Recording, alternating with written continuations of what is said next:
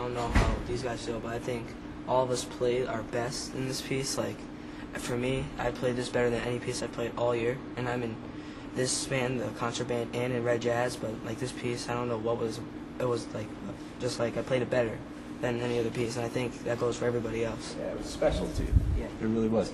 Another thing that the kids are often telling me is the styles that you did with this piece. You know, there's contemporary band literature, and there's expectations with that, but with your piece, there was a hint of rock, there was reggae, you know, there was things to keep them interested, and the chord structure too was really done nicely.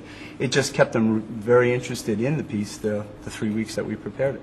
Well, that's good. I mean, and that's reflective of my background. I mean, I'm sort of known for, of having a dash of all these different kind of popular music languages. I mean, you know, one thing that was interesting for me is that I'm trying, you know, I'm not your age anymore.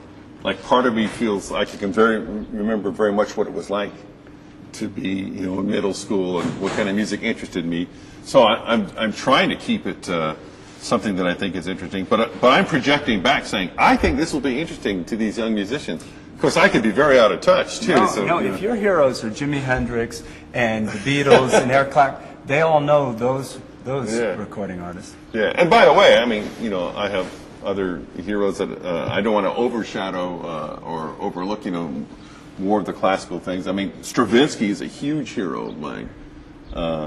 And a lot of the BandQuest performances and authors, composers that I've heard before, I mean, I really like their contemporary work. In general, there's been a wonderful swing of the pendulum between music that was so intellectually esoteric that it sort of got out of touch with the people, and it swung back over the last maybe 15 years.